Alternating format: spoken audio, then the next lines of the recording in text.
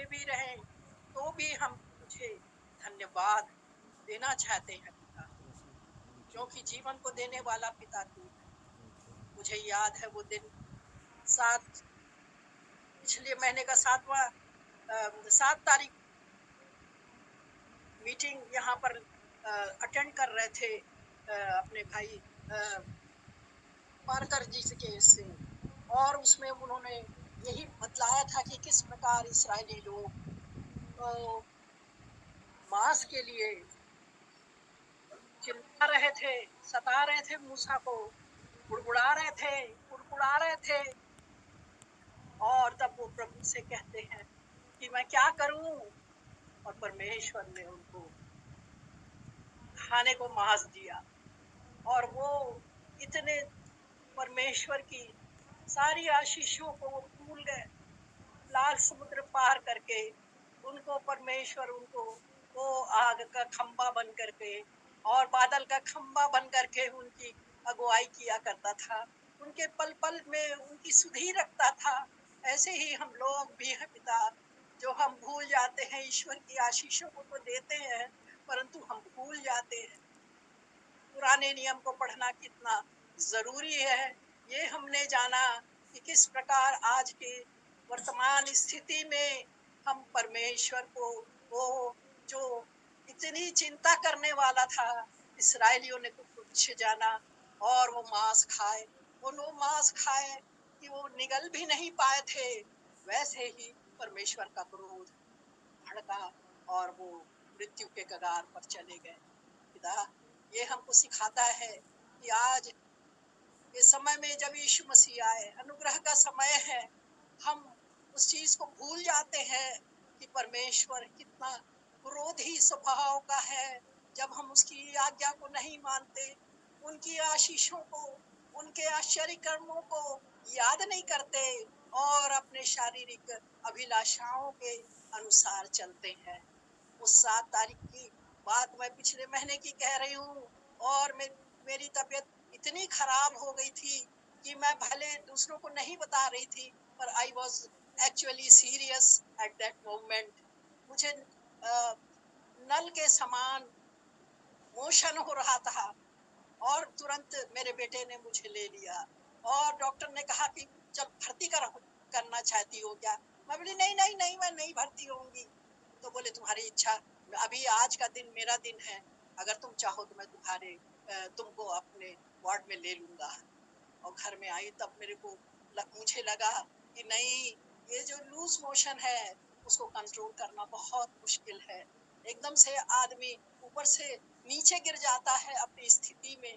तो मैंने कहा बेटा ले चल मुझे, मैं एडमिट होना चाहती हूँ। और मैं एडमिट हुई, और बहुत बड़ी बड़े इंजेक्शन तो नहीं, वो सारे वो क्या बोतल वोटल लगा रहता था मेरे हाथों में, तो पूरे छेद छेद हो गए थे। इस ड्रिप्स। बुजुर्गियत की हालत में वो ब्लड वेसल जो होती है वो सिकुड़ जाती है, उनसे वो नहीं ड्रिप। होता। जो बिल्कुल नई नई नर्सेस है, जो ट्रेनी नर्सेस है, पूरे मेरे हाथ को चुभ चुभ के पूरे पर, मैं तो कह नहीं सकती कि मैंने बहुत दुख सहा प्रभु, क्योंकि उस दिन का वचन यही था कि वो मांस खाने के लिए चिल्लाते थे, रोते थे, और मैंने भी मांस खाया था।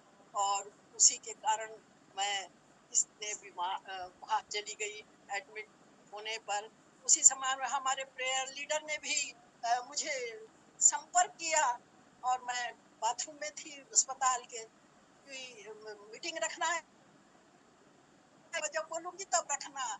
मैं कुछ नहीं बताई उनको, और मैं वहीं पर रही थी, और पर वो कंट्रोल हो सका। और भी जब इंजेक्शंस वगैरह लगे, तब मुझे लगा कि जो एक सब दवा दे रहे हैं उसमें कोई बबल्स वगैरह थे, और मैंने सोचा कि इनका कोगुलेशन हो गया है दवाई का। तो मैं नर्स को, जो मेरी परिचित थी, उनको बुलाया कि देखिए कोगुलेशन हो गया है, इसमें जो दवा जा रही है डिप में जा रही है। तो कहने लगे हाँ आंटी ये तो जा रहा है, और उसको तुरंत मेरे हाथ से निकाल दिया उनने पूरा। और फिर मैं जो सर है उनको बता कि देखिए ऐसा ऐसा हुआ है। तब मुझे नहीं मालूम था, मैं तो मेडिको हूँ ही नहीं, पर परमेश्वर ने मुझे बुद्धि दिया कि वो दवाई को वहां से हटवा सकी, और नया मुझे फिर से वो नस ढूंढने में वही दुख वही तकलीफ मैंने पाया। और तब मैं इसराइलियों को याद करी कि परमेश्वर ने तो उन्हें नष्ट कर दिया, मुझे नहीं नष्ट किया, मुझे जीवित रखा है। बहुत तकलीफ मैंने पाया, और पर उस डॉक्टर ने बहुत मेरी हर चीज की परवाह किया। इतने मेरे दोनों हाथ छिल गए थे पूरे, तब मैं यीशु को याद कर रही थी कि थोड़े से इंजेक्शंस में मैं इतनी तकलीफ पा रही हूँ। जब तुझे पीले ठोके गए तब क्या हाल था। हम इस चीज को सोच नहीं सकते, हम नहीं सोच सकते। तो ये घटनाएं हमारे जीवन में भी यही घटती हैं कि हमको भी मांस चाहिए। हमारे क्रिश्चियंस लोग सब लोग इतनी छोटी छोटी उम्र में जा रहे हैं, उसका मुझे लगता है ये मांस खाने के कारण ही है। हमें तो प्यारे यीशु मुझे बचा लिया तकलीफों से, फिर भी मैं परमेश्वर की चाहत मुझे लगी रही, और मैं चाहती थी कि मैं हर मीटिंग को अटेंड कर सकूं, चाहे पलंग में लेटे लेटे बैठे बैठे। मैंने एक आध मीटिंग अटेंड भी किया, और परमेश्वर ने मेरी मदद सुन ली मुझे। और वो उस बीमारी के दौरान भी नए नए परमेश्वर ने मुझको गाने दिए, और मैं वो गाती रही। मेरे बेटे ने उसको सब यूट्यूब में डाल दिया, और सबको जिन दुखों में परमेश्वर मेरा मददगार हुआ है और मेरे सहारा हुआ है, और मैं उसके सहारे जीवित रही, और मेरा कंट्रोल हो सका मेरा लूज मोशन का। और उसके बाद जो खिचड़ी खाना था, और खिचड़ी वगैरह मैंने खाया, परमेश्वर ने मेरी मदद सहायता की। मैं ईश्वर पिता को धन्यवाद और धन्यवाद देती हूँ। कहने का तात्पर्य यही है कि हम जो सीख रहे हैं वो कोई बेमानी नहीं है, वो कोई बेकार नहीं है कि ये पुराने नियम का है। हम परमेश्वर से डरने वाले बने, हम परमेश्वर को खुश करने वाले बन सके।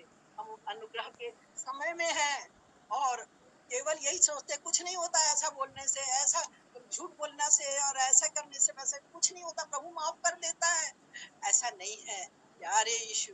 हम धन्यवाद और धन्यवाद देते हैं इन मीटिंगों के लिए, और इन सब चीजों के लिए कि जो हमने अपने शरीर में उसे अनुभव प्राप्त किया, और प्रभु ने पैरों पे खड़ा किया। मैं ईश्वर पिता को बहुत बहुत धन्यवाद देती हूँ इन मीटिंगों के लिए कि इसकी सार्थकता को हम समझ सके। हम तो हमेशा वो नए नियम को देखते हैं, पुराने नियम को सोचते कि ये क्या मतलब है, परंतु फिर भी हम परमेश्वर के अनुशासन और उस सारी चीजों को देख करके हमें हर हमेशा वो परमेश्वर का भय हमारे जीवन में रहे। यही हम चाहते हैं पिता। आज ये मौका मिला कि मैं दुआ कर सकूं, और साथ ही साथ अपनी स्थिति को मैं एक्सप्लेन कर सकूं। तो परमेश्वर ने मुझे चंगाई प्रदान की, इस जमीन में रखा, इसलिए कि मैं दूसरों की आशीष का कारण बन सकूं। इस मीटिंग में जितने लोग सब सीखते हैं प्यारे यीशु, उसको अपने जीवन में अपनाने वाले बन सके, और तेरे करीब आ सके पिता। क्योंकि हम तो अन्य जाति लोग हैं, हम तो साटे हुए हैं, वो साटे हुए हैं जिसमें कि परमेश्वर काटता और छांटता है, और ताकि हम और अधिक फल लाए। सारी बातों के लिए हम तुझे धन्यवाद और धन्यवाद देते हैं। सब कुछ तेरे प्यारे बेटे यीशु मसीह के नाम से हम मांगते हैं, आमीन। आमीन आमीन। Thank you madam, thank you very much आपकी प्रार्थना के लिए। और हम गिनती की किताब का